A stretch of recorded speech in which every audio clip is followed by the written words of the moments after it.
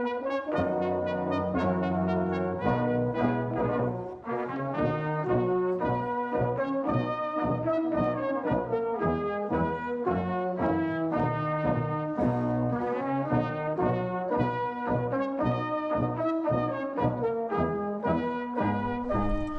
had a chat with Joyce Wilson, our ex-Cornet's Lass from 50 years ago, and our acting father of that year, Bruce Mactaggart. Here's what they had to say on how things have slightly changed over the years and how the traditions now are slightly different to what they were back then. Joyce, tell us about being asked to be Cornet's Lass and your reaction to that. Well, my reaction was I was highly honoured. But at the time, I was actually teaching in Stirling and living in Dunblane. And one evening, Saturday evening, I got a knock at the door in Dunblane, and Drew Martin, who was Cornet-elect, was at the door, and he actually came and asked me if I would be his Cornet's Lass. Drew and I had been friends for quite a time. And then, of course, I started panicking because with me living and working in the Stirling area, I thought, how am I going to cope with a Hoyt common riding and all of those miles to cover? However, I applied to Roxburgh Education Department at the time, and they fixed me up with teaching posts in Hoyt. And in fact, for the time of the common riding and the run-up to the common riding, I was teaching mornings in St Margaret's Catholic School and at Burnfoot School in the afternoons, and it all worked out fine. I also, obviously I was very happy and excited. I started panicking as well because my family weren't exactly a common riding family as such. I'd never really grown up that way. However, I must say that I was born on Chase Night when my aunt was Cornet's Lass in 1948. And my very first visitors at the Hague Maternity Hospital in Hoyt happened to be my aunt, who then was Sheila MacDonald, Cornet's Lass, and the Cornet, the late Charlie Whillans. So it was quite appropriate as well. Little did I know at the time when I said I would be Cornet's Lass, then I wouldn't have a spare moment between the first Wednesday in May until well into June, almost the end of June. But it was all very enjoyable. And once I got myself accustomed to the idea, I became very excited and very happy and highly honoured. How do you feel now that you've reached the milestone of 50 years? Well, I'm very happy still to be alive because so many of the principals from around that era are no longer with us. And in particular, this year's Golden Jubilee Cornet Drew passed away 39 years ago. And also Sheila, who was acting mother, Sheila Mactaggart, passed away. So it's very sad because of that. And so many others who have never reached this milestone. There's Ronnie Gibson also, who was right-hand man. He's not alive either. That's right. Ronnie Gibson, right-hand man at the time, passed away a few years ago also. I think it's very sad that Hoyt this year and last year have missed out on having a common riding because I know how everyone enjoys it so very much. And I think for the people of Hoyt, it's very sad, and I just hope next year will be a very extra special one. Bruce, as an ex-Cornet, what were your feelings on being asked to be acting father to Cornet-elect Drew Martin? Well, obviously I was very honoured and delighted. The story is that Drew's father, who was Cornet in 1938, John Martin, he was my acting father when I was Cornet in 1954. So there was quite a connection, and I knew the Martin family fairly well. And I was delighted to be asked to be Drew's acting father in 1971. That is quite a nice honour, that there is the connection there. And Joyce, what are your memories of the common riding from 50 years ago? Lots. Right from the election night, picking night, I remember very nervously with a rehearsed speech going to the Victoria Hotel, which no longer exists, for the ex-Cornet's Lass's dinner where I was presented. And then, of course, everything went on from there onwards. There wasn't a spare moment, as I said earlier, because from the official election of the Cornet on the first Wednesday of May, there was non-stop social evenings, and we had to visit clubs, and you know, we were invited here, there and everywhere. Not forgetting all of the ride-outs every Tuesday and every Saturday. So it was very, very full 6.5 weeks, but very enjoyable. Yes. I had the task of, as all the Cornet lasses do have, or did in those days, to make the ribbons, rosettes for all of the principals, 2 for each. So that was 16 fancy rosettes made to a special pattern. The ribbons for the principals' horses and rosettes for the horses. Ribbons for all of the fife and drums bandsmen, and ribbons for all of the saxhorn bandsmen. Yes, And- you're bringing back memories, Joyce. I must say, your memory is better than mine. I not only that, but ribbons for 300 plus followers, just simple ribbons, and they all had to be made in that 6-week period before the colour bussing. And it was, oh, and also a flag to go in front of the Cornet lasses car. A hand-embroidered and handmade flag, because every Cornet lass had to have their own personal one. So I was kept very, very busy, and I think my parents were absolutely sick of blue and yellow ribbon around the house. They couldn't get moving for blue and yellow ribbons. They must have been well made, Joyce, because I think I've still got mine. Oh, well, and that's it's all good. in one piece, oh yes. In spite of the weather. Yes, it's in still spite, in one oh piece. my goodness me, in spite of the weather. I think that was probably one of the important talking points of 1971. It was the wettest common riding, I think, that has ever been held. I've been to Hoytmoor for 70 years, and I have never, ever seen rain like it. We would be standing in the middle of the course. You could just see the paddock, and you couldn't see the hill. Impossible. It was that wet, misty, drowy rain. I was busy, as usual, trying to get some lunch at the back of my car on a table and the plate. And I had a bowler hat on. And when I was bending down, trying to do something on the plate, the water was running off my hat onto the plate.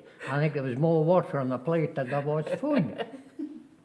And there's a story as well. I was reminded the other day, the late David Nuttall, he had a glass of whiskey in his hand and he needed some water for it. So he took his hat off. He had one of these pork pie hats. He took his hat off and just poured the water off his hat into the glass.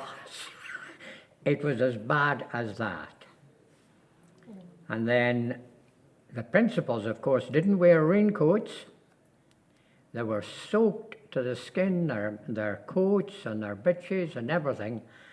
So to help them out, John Martin, who owned the baker's shop at Free High Street, he had his ovens heated up, and all the principals' clothes went into the ovens overnight to dry out for the Saturday. For the ball. And the 3 principals, they begged, borrowed and stole Cornet's coats from other ex-Cornets. They helped them out for the ball and the evening on the Friday night. John Ray, I think in 1923 was always known, he was a plumber. He was always reputed to have had the wettest year, but I'm sorry, nothing will beat 1971. It was so wet. It was unbelievable. I remember in the paddock when the presentations were being made in the paddock, the 8 principals just stood on the steps there singing in the rain. Mm-hmm. Singing in the rain. Yes. Well, there's a picture there somewhere of us all standing outside in the paddock just before we left, and the umbrellas are up and you can see everybody just soaked. Oh, yes, yes. But we were fortunate in having, as I say, the Cornet's clothes all dried overnight on the Friday, so they were ready for the Saturday morning again.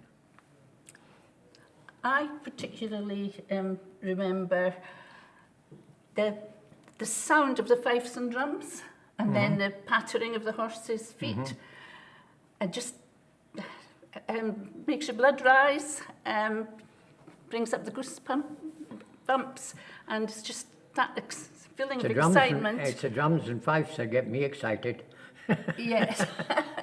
When you hear the drums and fifes, that's when things really start to go. Oh yes, that's, you know, that starts from... Common riding time. Yes, yeah.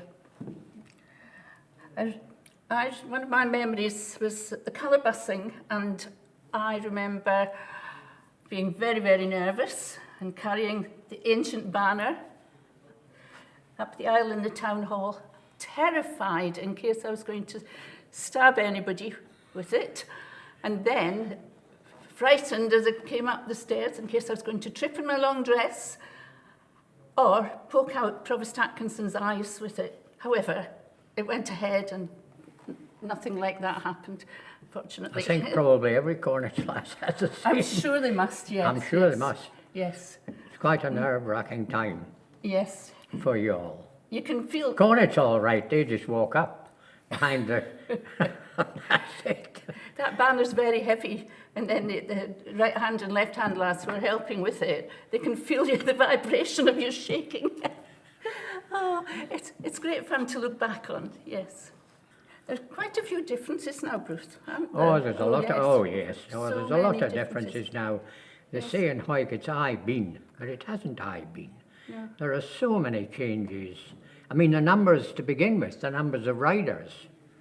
You never used to have 300 on the Friday morning of the common riding, never as many as 300. Ride-outs in those days, on a Tuesday you probably got 30 odd, and on a Saturday you probably got on average 55 riders on a Saturday, as opposed to about 200, 250 nowadays. That's one of the main changes with all the horses and everything. But it's all good. I mean, you know, there's more and more people participating in the common riding. And no, the changes are all good, must say, in that direction. Oh, Bruce, remember, in our day, the Cornet's lasses had to be sent home from the ball. It was like Cinderella, actually. They had to be sent home from the ball on the stroke of midnight. There was no getting away from it. The car was waiting for you at the side door of the town hall, and you could try and avoid it, but there was no way. Even the year when I was left-hand lass, I tried very hard to sneak back in, but oh no. It's very different now. You had to be fresh and bright-eyed and bushy-tailed for the Saturday morning, Saturday, you see, yes, Joyce. Yes. You see? That's it. But nowadays, I think the lassies all come down and they dance the reel on the tower now. Yes. After the moat. No, it was always after the ball. Well, not the ball, after the Cornet reel, basically, and the Cornet room, should I say? Yes, yes. At the ball. Yes. After that, the lassies' home bed. For the beauty sleep, yes. Another thing that's changed, that there used to be, after the moor, on a Saturday, there used to be professional athletic games.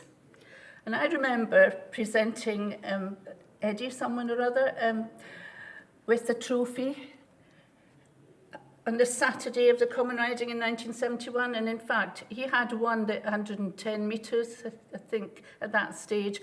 But he went on to win, to compete in, it was either the Commonwealth or the Olympic Games. Was it not was it Powder Hall as well? Did you not win at Powder Hall? I don't can't know. remember, really, No. but I was reminded of this quite recently, yes. And of course, at the games, when the games were held in the volunteer in those days, the principals all danced the reel. Well, the girls didn't, but the men, I mean, there's pictures there of us all dancing a reel in the middle of the volunteer. And there were huge crowds at the volunteer, and there was tiered seating all around the volunteer because of the professional games. See, people in those days, they didn't have so many cars, and there probably weren't as many people up the moor, and there were a lot of people who used to stay in town. So they used to come come up to the games. There was the amateur games on the Friday, and then there was the professional games on the Saturday. And then gradually, just, you know, with the evolution of time, more and more people went up the moor in cars, and it just petered out. The professional games have been reinstated. There's no amateur games now. Well, it's all professional and amateur now. It's all combined in a one. And I think it's a Saturday, is it? I can't remember. I think it's still, yes, it is. Either Saturday or Sunday. Bruce, do you remember after the Saturday games, we visited the games after the official handing back of the flag? Yes, that's right. And then there was a sort of very relaxed atmosphere, and that's when the cornet and the principals got carried along the high street up to the park for the games. You danced the reel there after the presentations had been made, and then you went on a greasy pole. Can you not remember that? Oh yes, we went on the greasy pole up at the volunteer at the games as well. Why? We had pillow fights. Pillow fights and a greasy pole. It was the really left and fun right to took watch. on each other, or they took the acting father on, or they took the cornet on. Oh yes, we were all up on a pole having a pillow fight as well. Yes, only the men. It was only the men. didn't. Oh yes. Only the men. I think in this day and age, Joyce, I think the girls might even have a go. Oh, they possibly would. They would probably have to nowadays. Yes, they I think probably they have to be probably given the opportunity if it still happened. Thank you very much for that. I'm sure everyone found that as interesting as I did. If you want to see more of them, please head over to the Facebook page and the website.